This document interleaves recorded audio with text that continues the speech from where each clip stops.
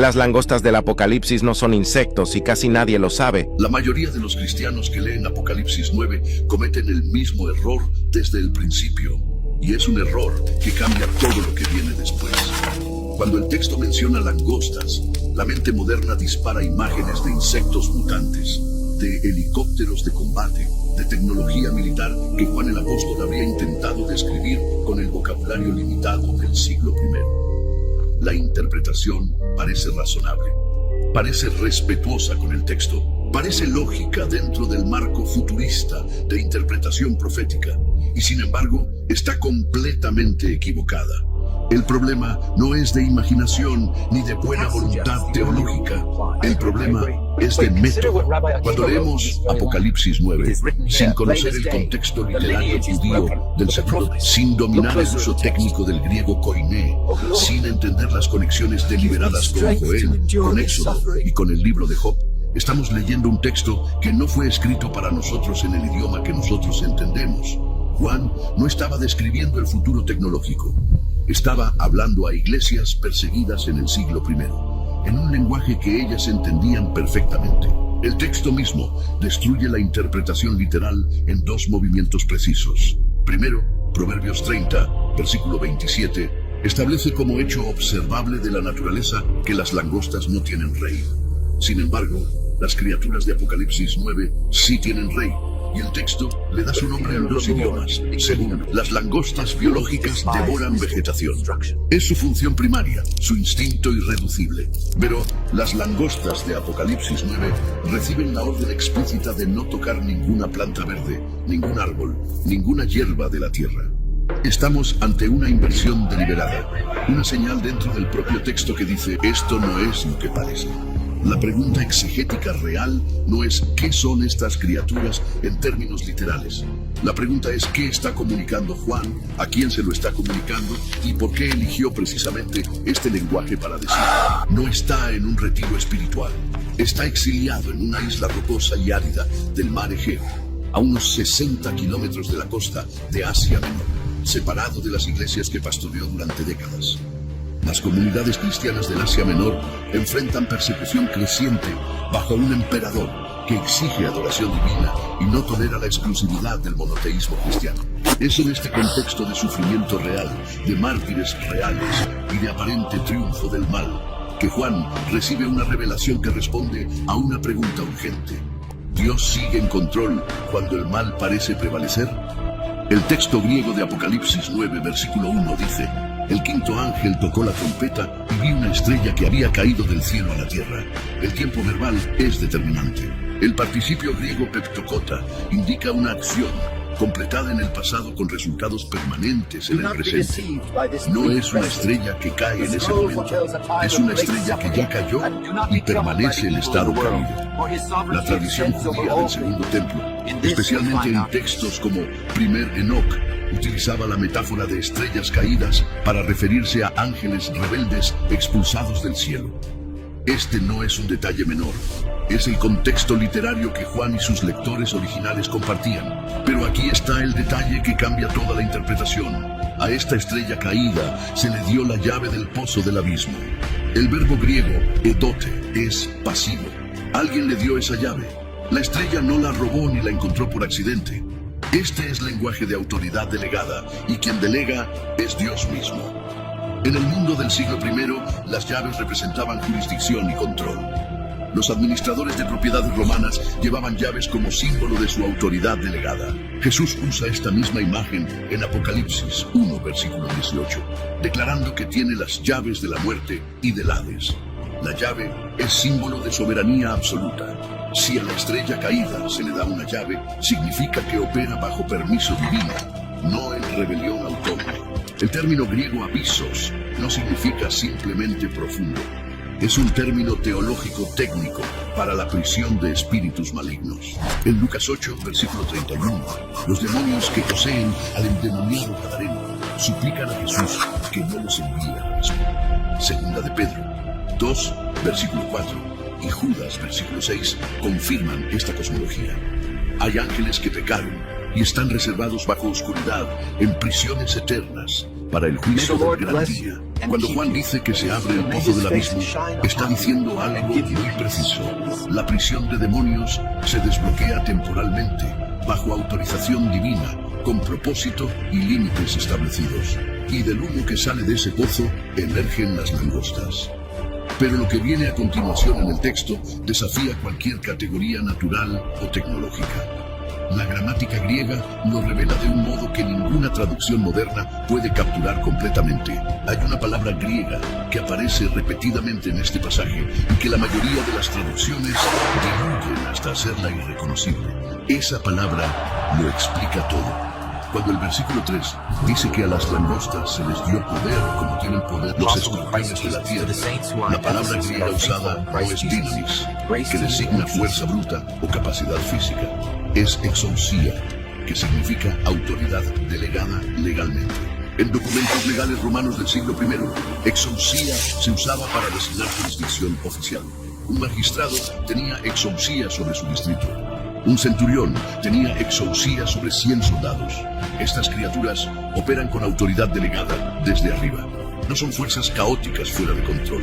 Son instrumentos de juicio divino que operan dentro de parámetros establecidos. El versículo 4 introduce la primera restricción que desmantela definitivamente la interpretación literal. Se les ordenó que no dañasen la hierba de la tierra, ni cosa verde alguna, ni ningún árbol, sino solamente a los hombres que no tuviesen el sello de Dios en sus frentes. El verbo griego errete significa se les ordenó, se les dijo. Las langostas biológicas no reciben órdenes, operan por instinto y devoran vegetación indiscriminadamente. Estas entidades, en cambio, distinguen entre categorías de seres humanos basándose en una marca espiritual invisible.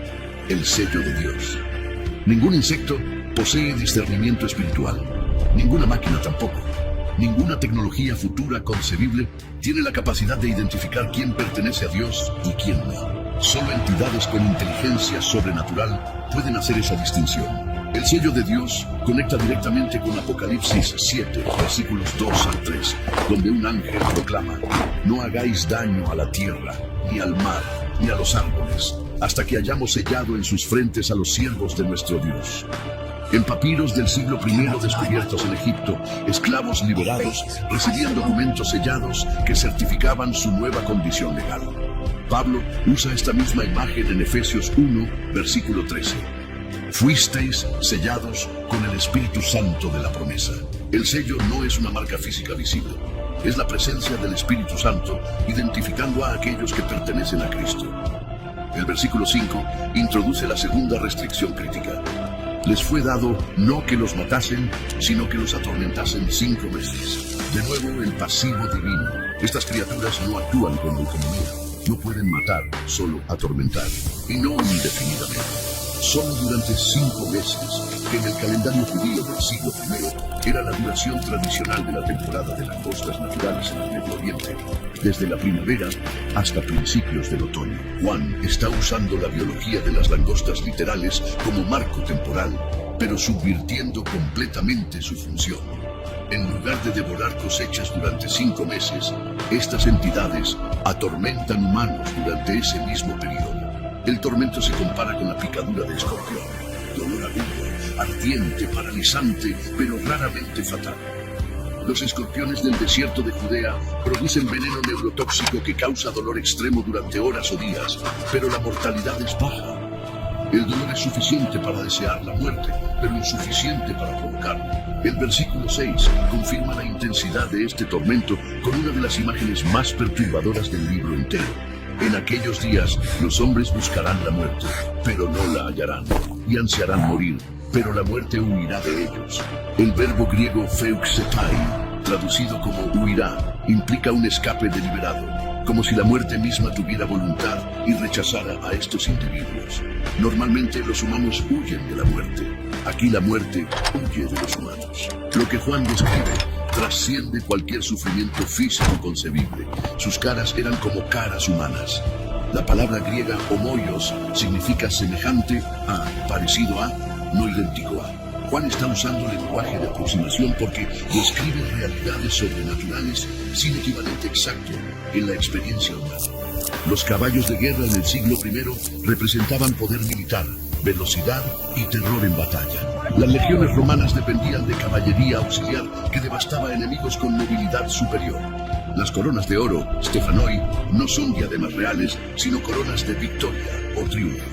En el mundo grecorromano, los atletas victoriosos recibían Stephanoi. Los generales triunfantes entraban a Roma llevando coronas de laurel. Pero el texto especifica que estas coronas son como de oro, no de oro genuino. Son imitaciones. El mal siempre imita, nunca crea originalmente. Los rostros humanos son el detalle más perturbador. Las langostas naturales no tienen nada remotamente parecido a rostros humanos. Pero en la literatura apocalíptica judía del Segundo Templo, los demonios se describen frecuentemente con características híbridas que combinan lo humano y lo animal, enfatizando su naturaleza corrompida. Los rostros humanos sugieren inteligencia, personalidad y capacidad de comunicación. Características demoníacas, no insectiles. El versículo 8 continúa. Tenían cabello como cabello de mujer. Sus dientes eran como de leones. El cabello largo como de mujer, en la cultura del siglo I, simbolizaba seducción y desorden. Los dientes de león representaban ferocidad predatoria. Joel 1, versículo 6, usa la misma imagen para langostas destructivas. Pueblo fuerte e innumerable. Sus dientes son dientes de león. Juan toma el lenguaje de Joel, pero lo aplica a un enemigo diferente. No langostas agrícolas, sino guerreros demoníacos. La combinación de seducción y destrucción crea una imagen de maldad multifacética, atractiva y letal simultáneamente. El versículo 9 añade, tenían corazas como corazas de hierro. El ruido de sus alas era como el estruendo de muchos carros de caballos corriendo a la batalla. Las corazas de hierro eran equipamiento militar estándar para soldados romanos. La lorica segmentada, armadura de placas articuladas, protegía el torso de los legionarios y se convirtió en símbolo icónico del poder imperial. Estas criaturas llevan protección impenetrable, indicando que no pueden ser derrotadas por medios humanos. El versículo 10 concluye la descripción. Tenían colas como de escorpiones y también aguijones, y en sus colas tenían poder para dañar a los hombres durante 5 meses. 3 veces en 6 versículos, el texto enfatiza este límite temporal. La redundancia es intencional. Aunque el mal sea devastador, está absolutamente controlado. La conexión con él y con la octava plaga de Éxodo es imposible de ignorar. Las langostas de Joel devoran la vegetación de Israel como castigo por infidelidad. Las langostas de Apocalipsis 9 reciben la orden explícita de no tocar la vegetación, sino atormentar a seres humanos sin el sello de Dios. Juan está diciendo, este juicio no es contra el pueblo de Dios, sino contra sus opresores. En Éxodo 10, versículos 12 al 15, las langostas cubren la faz de toda la tierra y devoran toda hierba verde. Las langostas de Apocalipsis 9 hacen exactamente lo contrario. La estructura del Éxodo se repite, pero con dirección invertida. Ahora la iglesia es el nuevo Israel y Roma es el nuevo Egipto. La evidencia acumulada es abrumadora. Ningún insecto, ninguna máquina, ningún ejército humano explica coherentemente todos estos elementos al mismo tiempo. Pero la pieza final del argumento está en el nombre del rey que gobierna a estas criaturas. Y ese nombre hizo palidecer a los lectores del siglo I. Hay un versículo en este pasaje que zanja el debate de una vez por todas. Y es el versículo que más incomoda a los intérpretes literales, porque no tiene explicación fuera del marco sobrenatural. Apocalipsis 9, versículo 11. Y tienen por rey sobre ellos al ángel del abismo, cuyo nombre en hebreo es Abadón, y en griego. Proverbios 30, versículo 27, establece como hecho observable de la naturaleza que las langostas no tienen rey. Sin embargo, avanzan en formación perfecta por instinto colectivo. Estas criaturas violan esa característica fundamental porque no son langostas naturales. Son un ejército demoníaco bajo mando jerárquico. El título Ángel del Abismo identifica al rey como una entidad angélica caída con jurisdicción sobre la prisión de demonios. No es un ángel cualquiera. Es el ángel específicamente asociado con el abismo, cuya función es gobernar sobre los encarcelados allí. El nombre hebreo Abadón deriva de la raíz verbal Abad, que significa perecer, destruir o arruinar completamente. En el Antiguo Testamento, Abadón aparece como sinónimo poético del Seol, el lugar de los muertos. Job 26, versículo 6, Proverbios 15, versículo 11, Salmo 88, versículo 11. En todos estos usos, Abadón representa el lugar de destrucción y muerte. Es un concepto, un lugar, no una persona. Pero en Apocalipsis 9, versículo 11, Juan personifica completamente el concepto. Abadón ya no es simplemente un lugar, es el nombre propio de un ser angélico que gobierna sobre la destrucción. Esta personificación no es arbitraria. Refleja la teología judía intertestamentaria que desarrolló una angelología compleja durante los siglos entre Malaquías y Mateo. El nombre griego, Apolión, es el participio presente activo del verbo apolio, que significa destruir completamente, arruinar, matar o aniquilar. La forma participial convierte el verbo en sustantivo, el que está destruyendo o simplemente el destructor. En el griego koiné del Nuevo Testamento, apolimí aparece 90 veces describiendo distintos tipos de destrucción. Jesús usa el verbo en Mateo 10, versículo 28. Temed más bien a aquel que puede destruir el alma y el cuerpo en el infierno. Juan proporciona ambos nombres con intención pedagógica precisa. Escribe en griego para una audiencia predominantemente griega en Asia Menor, pero preserva el nombre hebreo, porque su audiencia incluye también judíos cristianos que reconocerían inmediatamente la referencia veterotestamentaria. Abadón conecta con las escrituras hebreas. Apolión traduce el concepto al mundo helenístico. Ambos nombres comunican una idéntica realidad. Este ser personifica y ejecuta la destrucción. Y aquí está la pregunta que el texto plantea con mayor fuerza. Si Dios autoriza todo esto, si la llave fue dada, si el poder fue delegado, si los límites fueron establecidos desde arriba, ¿por qué Dios permite que entidades demoníacas atormenten a la humanidad? La respuesta está estructuralmente integrada en el pasaje mediante el uso repetido del pasivo divino. A la estrella caída se le dio la llave. A las langostas se les dio poder. Se les ordenó no dañar la vegetación. Les fue dado atormentar durante 5 meses. 6 veces en 12 versículos, la gramática enfatiza que estas criaturas operan bajo autoridad delegada, no en rebelión autónoma.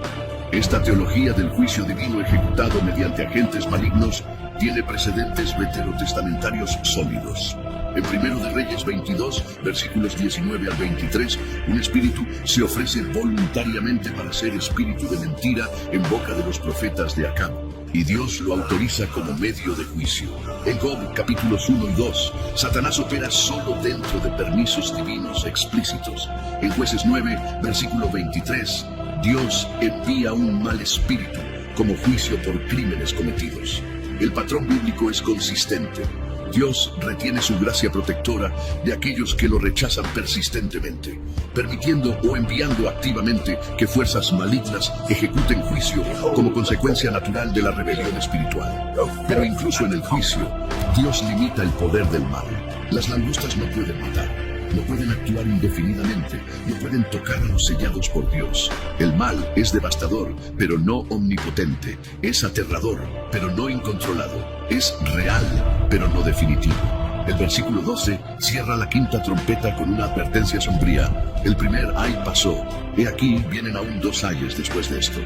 Juan estructura los últimos 3 juicios de trompeta como 3 ayes progresivamente intensos. Si la quinta trompeta con sus langostas demoníacas es solo el primer ay, lo que sigue es de una magnitud que el texto apenas se permite anticipar. Hemos recorrido 12 capítulos desmantelando interpretaciones superficiales del Apocalipsis. En este episodio 13 acabamos de establecer que las langostas de Apocalipsis 9, versículos 1 al 12, no son insectos literales, ni tecnología futura, ni alegorías de ejércitos humanos. Son entidades demoníacas comandadas por Abadón, el destructor, liberadas del abismo bajo control divino soberano, con límites precisos, con propósito específico y con una duración exacta. Pero la quinta trompeta solo paraliza. La sexta trompeta en Apocalipsis 9, versículos 13 al 21, libera un ejército de 200 millones que se mata a 1/3 de la humanidad. Un ejército atado junto al río Éufrates, el mismo lugar donde comenzó el Edén, donde ocurrió el primer asesinato de Caín, donde se levantó la Torre de Babel. El Éufrates No es un detalle geográfico aleatorio. Es la coordenada donde la historia humana comenzó a desmoronarse. Y es exactamente allí donde el juicio más devastador del libro entero espera ser liberado.